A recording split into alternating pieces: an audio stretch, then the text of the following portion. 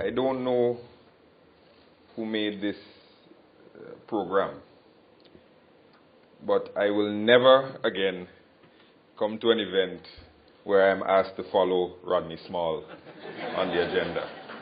That was a phenomenal piece of work.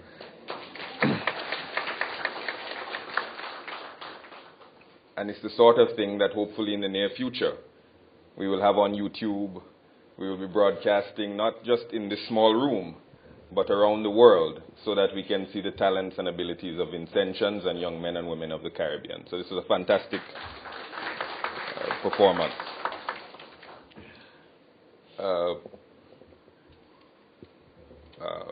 Minister Bergin, I know that we have internet connectivity in 44 clinics, the Milton Cato Memorial Hospital, and all of the polyclinics as well.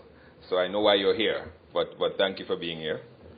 Dr. Thompson, Mr. Gallegos, Ms. Lewis, ladies and gentlemen all, it's a pleasure to be here. I apologize for being late. As you know, my other portfolio is that of Minister of Foreign Affairs, and Prime Minister Gonsalves just arrived in New York to do his usual annual week at the United Nations, and he's a bit of a taskmaster, and he had me on the phone beyond the time that I was supposed to be here, so I apologize for being late. Dr. Thompson says that technology waits for no one, but I'm glad that technologists at least wait for a short time, so thank you. I am thrilled to be the new minister with responsibility for IT and ICT. I remember in university being a bit of a nerd. I was the guy who was in the corner of the computer labs, who would advise people when they didn't know what they were doing on their computer.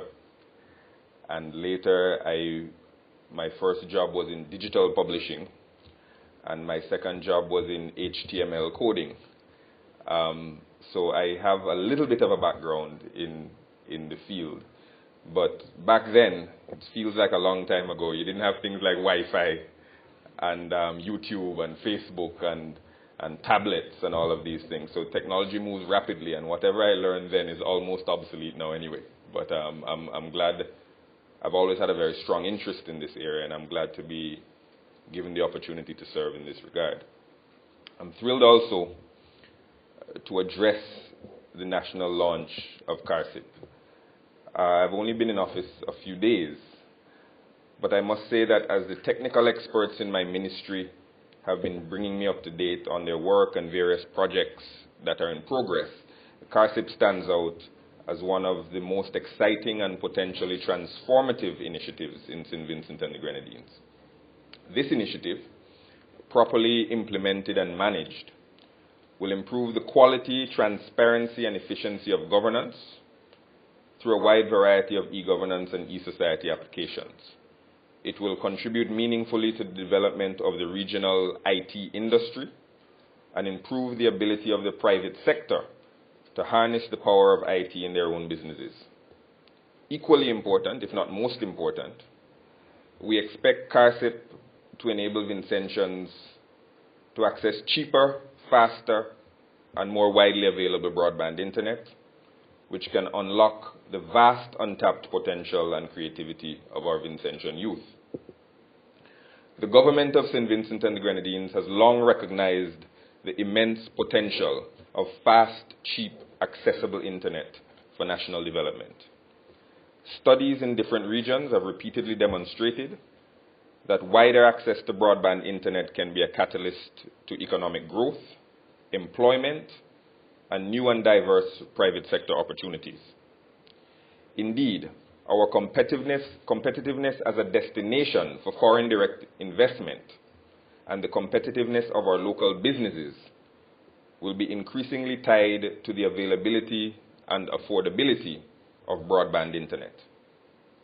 Beyond the private sector, it also improves the ability of the state to provide services, disseminate information, and respond efficiently to its citizenry. In the field of education, which is a major focus of the government, some say the major focus of the government. The potential of fast and affordable broadband access to schools and students cannot be overstated. Our government has an enviable track record in IT in recent years, which demonstrates our recognition of the important role that IT and internet access plays in our national development.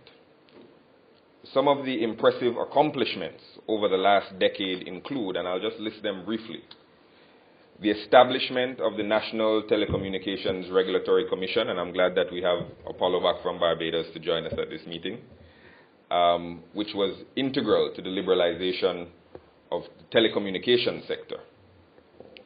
The establishment of a National Center for Technological Innovation, the Center of Excellence that we've built at Diamond, the eGRIP project, which Dr. Thompson has mentioned, the Information Communication Technology Technical Cooperation project that the government of Taiwan has assisted us with, and the very successful Universal Service Fund, which takes a small percentage from the service providers, as many of you in this room would know, to fund a number of projects to facilitate internet and ICT access in Saint Vincent and the Grenadines. So far, it has installed high-speed wireless at 27 police stations, all of Minister Bergen's clinics and hospitals.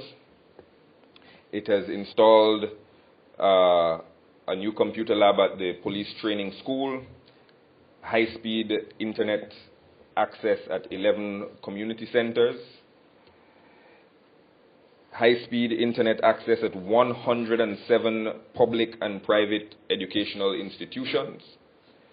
It has established and set up new communication systems for the Coast Guard, and also provided Wi-Fi access at many of our tourism sites. Another signature achievement of the government has been the One Laptop Per Child initiative that Dr. Thompson has mentioned. I remember very early in the process that I was very grateful to be restrained by people like Dr. Thompson, because when I first went to New York as ambassador in the end of 2006, this was something that I was pushing very hard. I went first to the Taiwanese, and then there was a gentleman called Nicholas Negroponte who had something called the One Laptop Per Child initiative that had laptops that actually didn't even need electricity. You could crank them and they would work for a while, and had webcams and the rest, but had different operating systems and requirements that we may not have fit in our own local context. But very early, in late 2005, early 2006, the government was very actively pursuing this One Laptop Per Child initiative. And some of my own overzealousness in this regard was restrained by people like Dr. Thompson and other experts in the ministry. And I think led us to the correct technical and infrastructural setup for the students to provide the first 15,000. I recently returned from Venezuela, and in my suitcase were the documents to provide the additional $5 million to purchase the additional 15,000 laptop computers. They're being purchased, as Dr. Thompson mentioned, with the assistance of one of our citizens and residents in Mustique, Mr. Felix Dennis, who owns Dennis Publishing, which, if you didn't know, publishes magazines like PC World and Mac User and Computer Shopper, and owns the Micro Warehouse line of computer stores.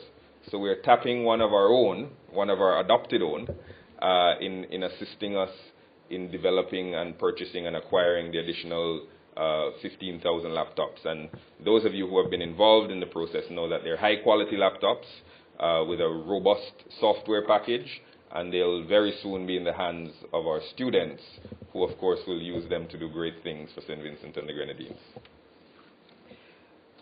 However, in spite of these very impressive accomplishments and our demonstrated policy commitment to expanding the range and scope of IT in the lives of Vincentians, we are acutely aware of the remaining hurdles and difficulties that still face St. Vincent and the Grenadines in this area.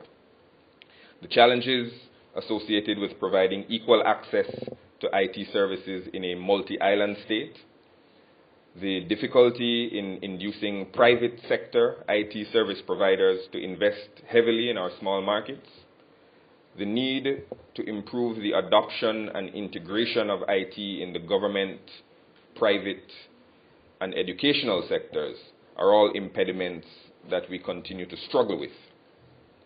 We've also recognized that the rest of the world, particularly the developed world, is not standing still while we try to catch up with them.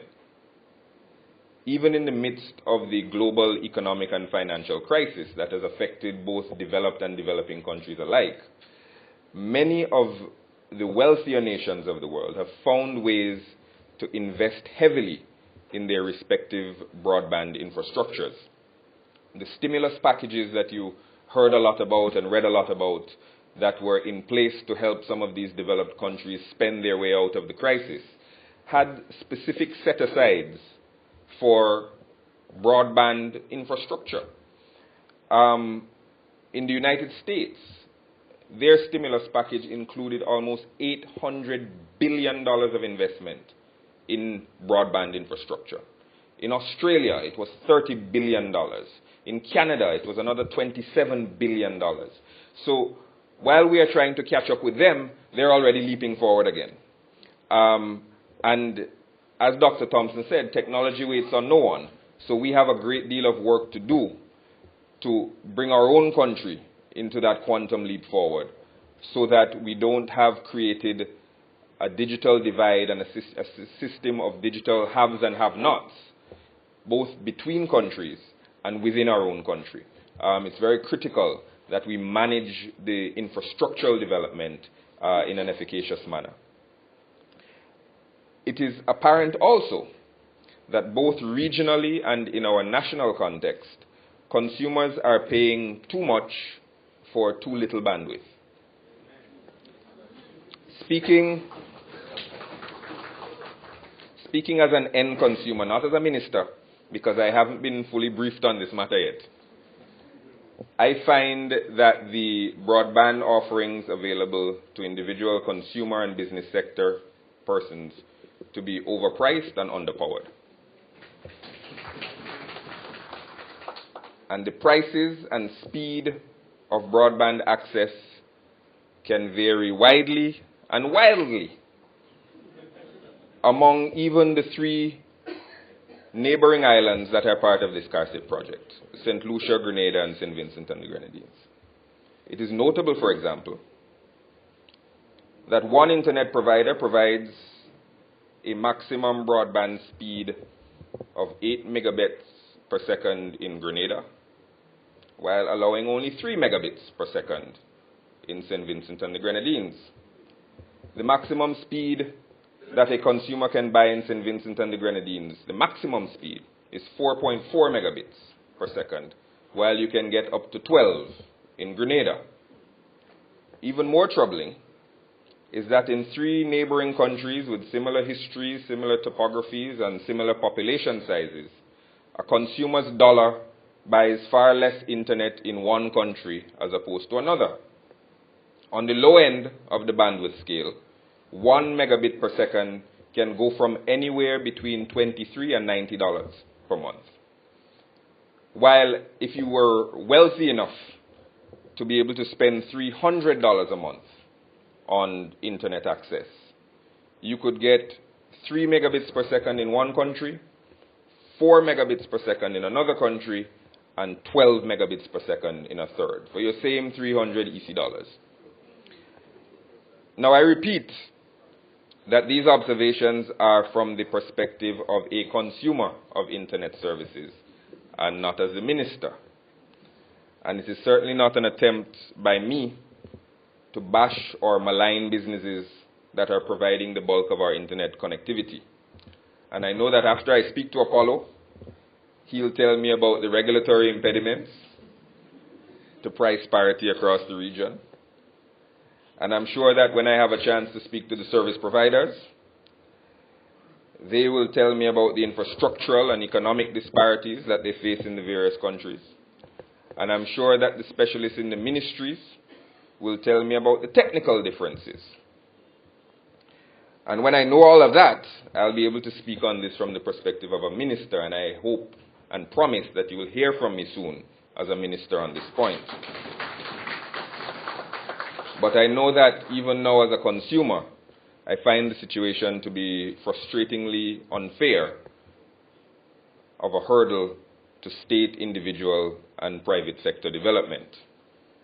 But this is where CARCIP comes in. The World Bank has recognized the developmental potential of ICT and has identified some of the infrastructural and policy bottlenecks that we face in this region. My speech that I prepared has a whole lot of what's in this document. And I was sitting there reading it and scratching out everything that was already here. So I'm not going to repeat it.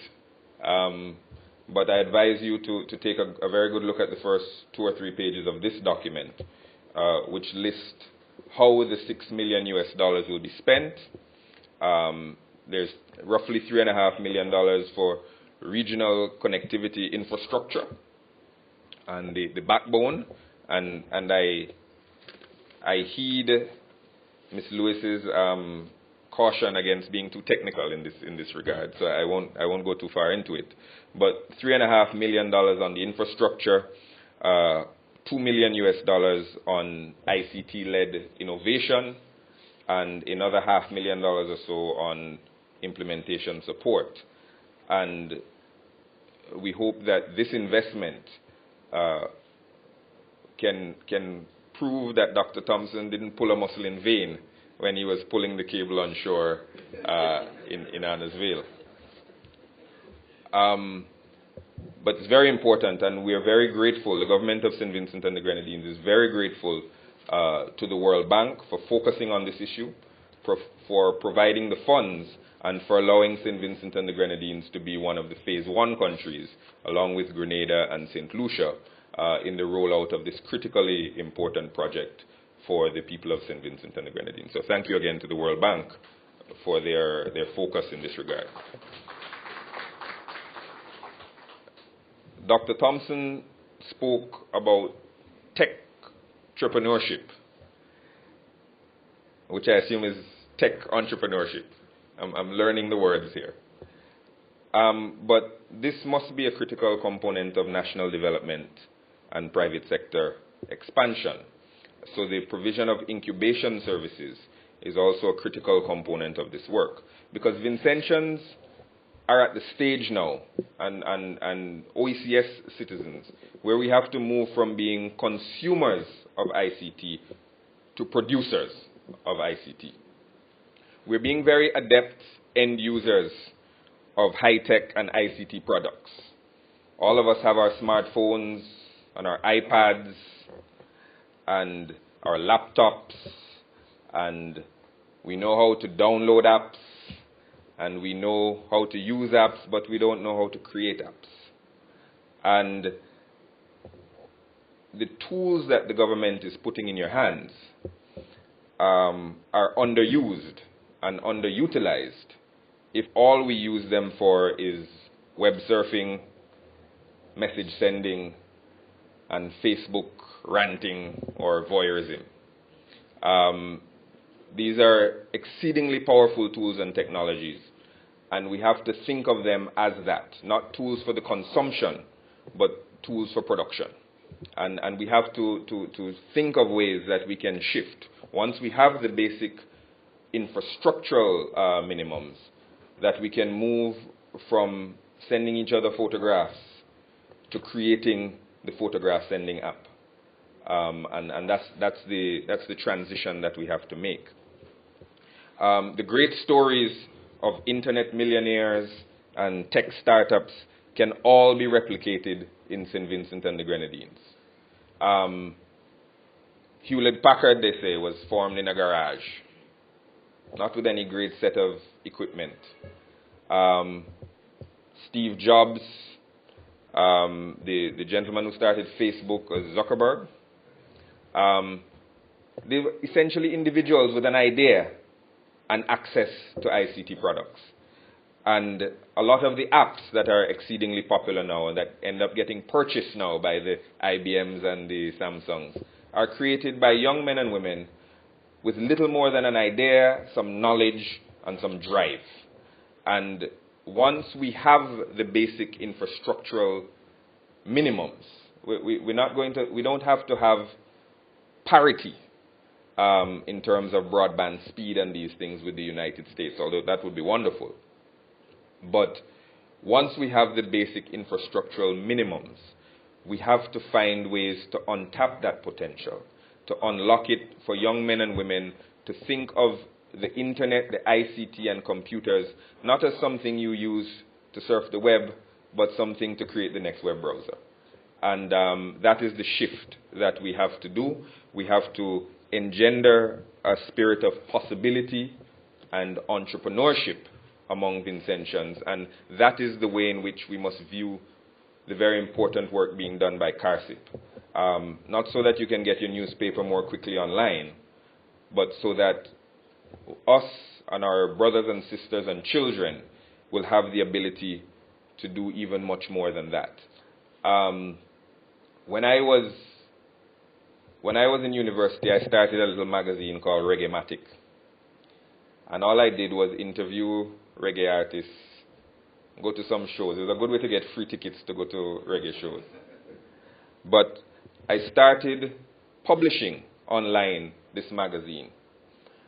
And I had an online version and I had a print version. And on the masthead of the print version, there were all the employees of Reggae-matic. But all of them were me.